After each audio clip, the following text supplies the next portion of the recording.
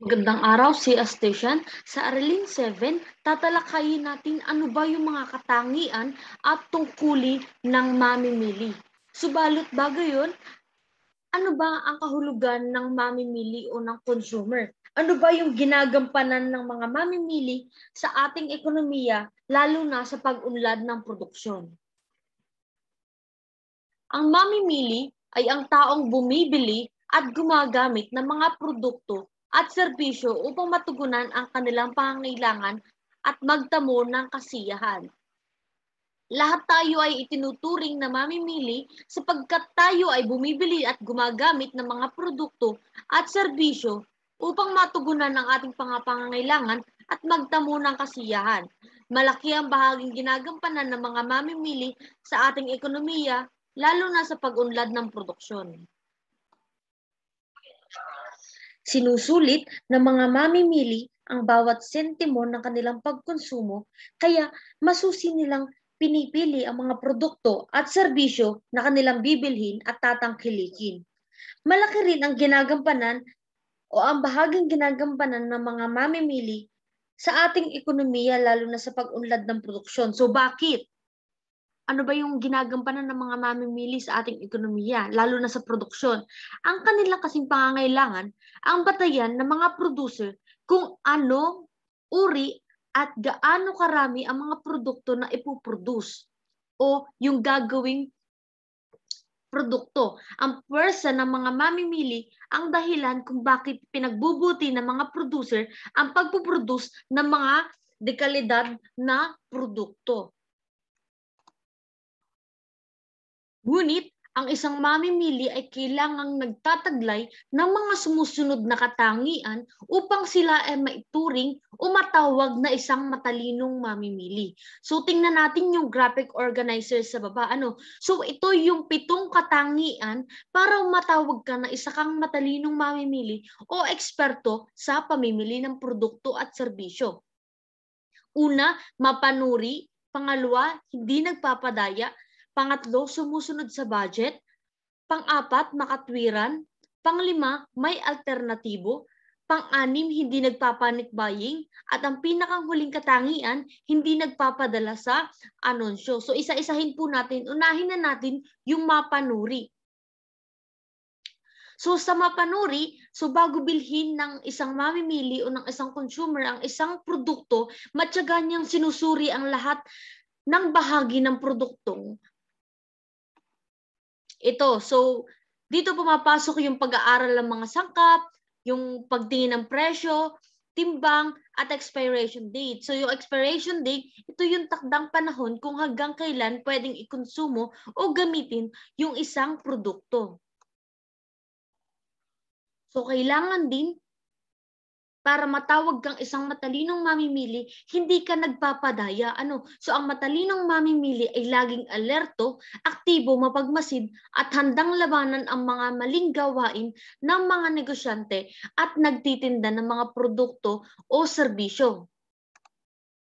Halimbawa na lamang dito yung pag-check ng mga ibinibigay sa iyong sukli, pag-check ng timbang kung tama ba yung binigay sa iyong timbang, kung angkop pa doon sa binayad mo, para doon sa produkto.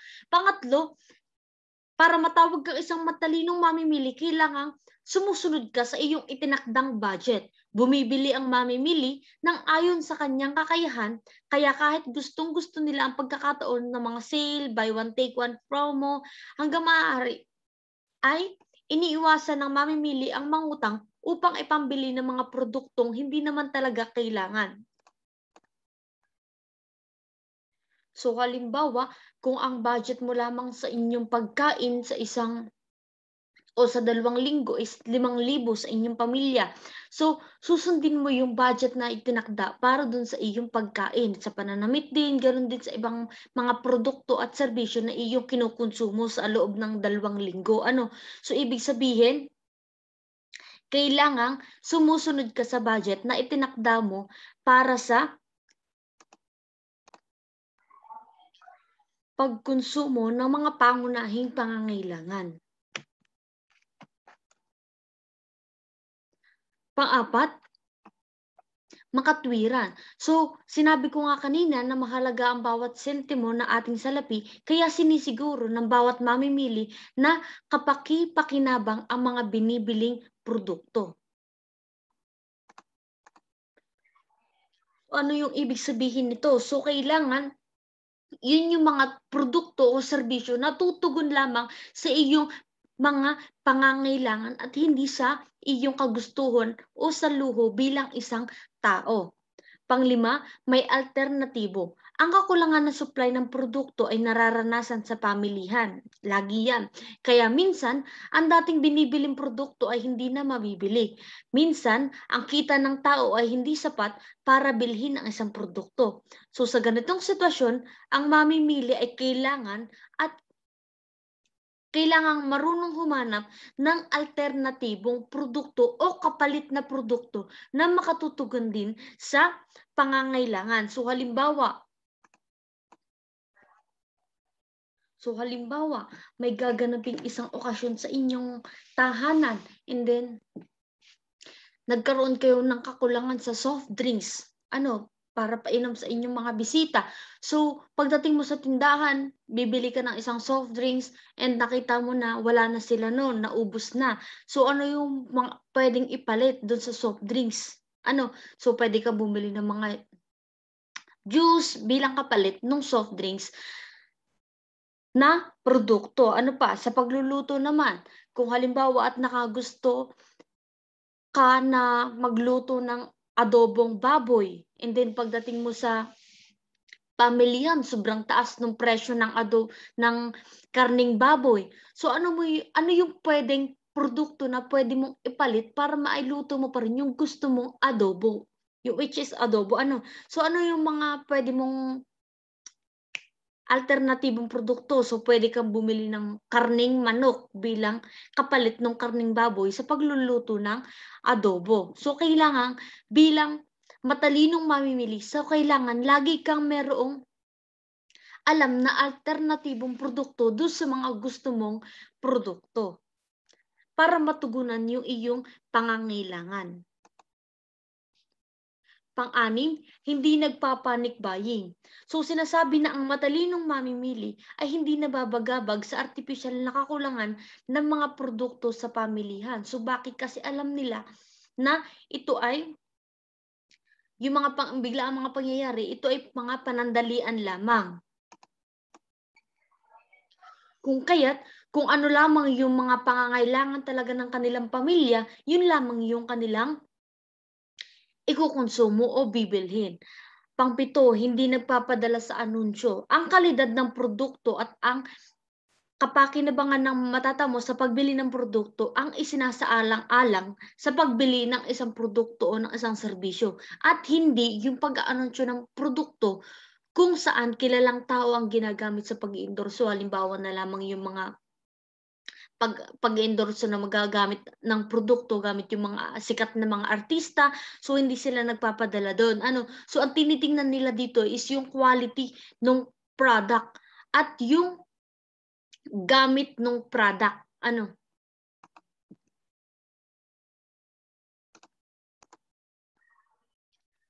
Bilang isang mamimili, hindi lamang pagbili ng produkto at at serbisyo ang iyong tungkulin. Bagkus, may iba pang mga responsibilidad na dapat alam ang mga mamimili upang magampanan nila ito ng maayos.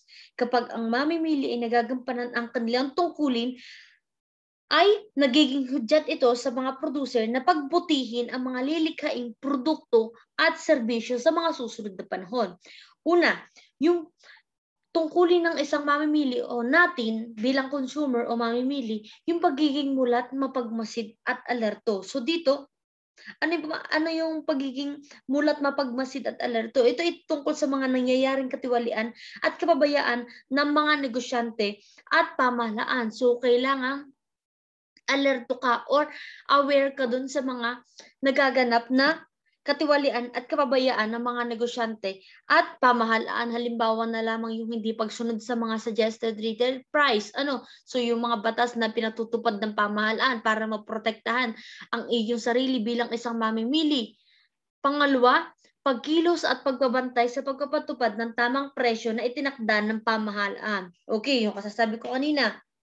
Okay, ang pagtatakda na kasi ng tamang presyo ay isinasagawa para sa kapahamakan mo din bilang isang mamimili o bilang isang consumer.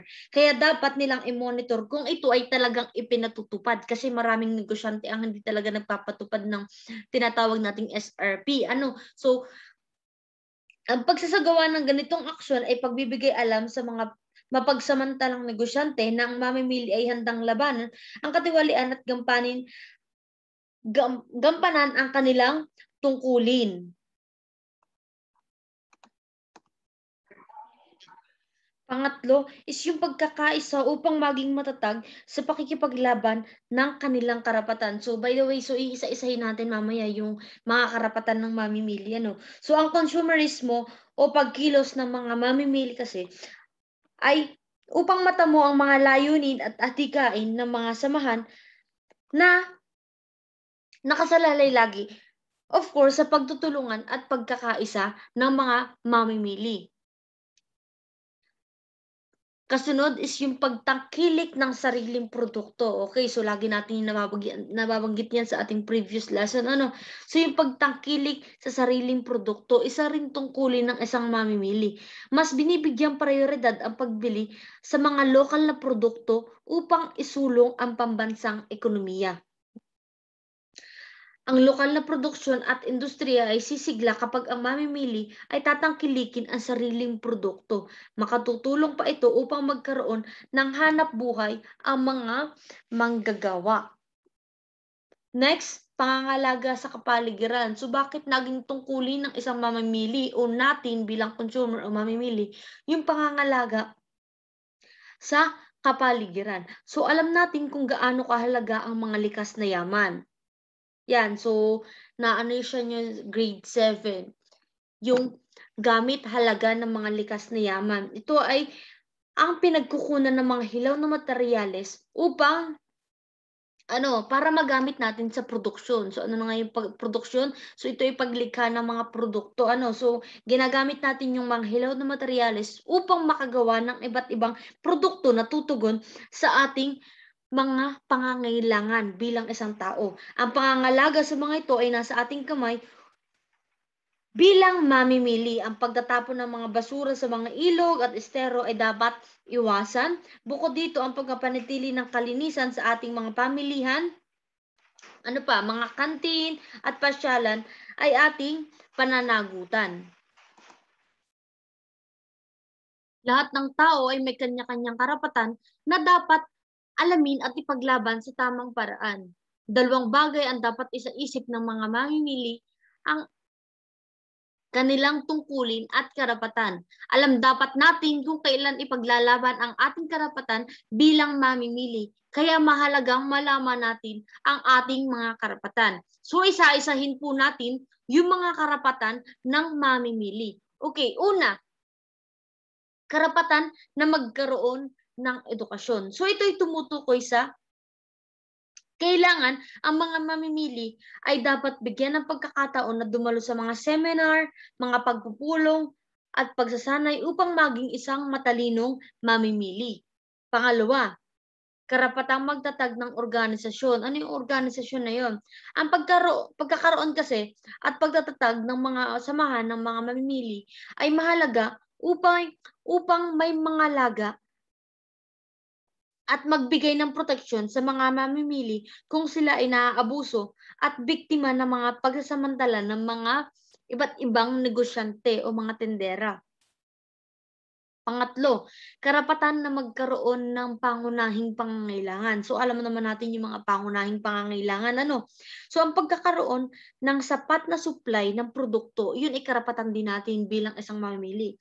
So ang pagkakaroon ng sapat na supply ng mga produkto, maayos na serbisyo mula sa mga producer, makatarungang presyo, ay dapat siguraduhin upang matamo ng mga mamimili ang kasiyahan at matugunan ang kanilang pangangailangan. Pang-apat, karapatan sa maayos at malinis na kapaligiran. So responsibilidad ng mga may-ari ng paggawaan, tindahan, kantin, pamilihan, at industriya na laging malinis at kaya kaaya-aya ang kapaligiran para sa kaligtasan at kalusugan ng mga mamimili. Kasunod is karapatan sa pagpili. So may kalayaan ang mga mamimili na pumili at bumili ng mga produkto na makatutugon sa kanilang pangangailangan at makapili ng mga produkto na gusto nila. Yung tutugon sa kanilang kagustuhan, pangangailangan at kagustuhan. So sabi nga, customer is always right. At ang patakaran na no return, no exchange ay binago na may mga takdang araw na kung kailan maaaring palitan ang mga nabiling produkto para rin sa kapakanan ng mga mamimili. Pang-anim, karapatan sa tamang impormasyon. So ano naman to? Ang pag-aanunsyo ay makatutulong upang magkaroon ng impormasyon ang mga mamimili ukol sa mga produkto. Like for example, yung pagbibigay nila ng impormasyon kung ano ba yung mga ingredient or yung mga sangkap na inilagay nila doon sa produkto na ikukonsumo mo. Isa rin sa dapat malaman ng mga mamimili yung expiration date. So ano ba yung expiration date? Ito yung itinakdang araw na pwede mong gamitin yung isang produkto.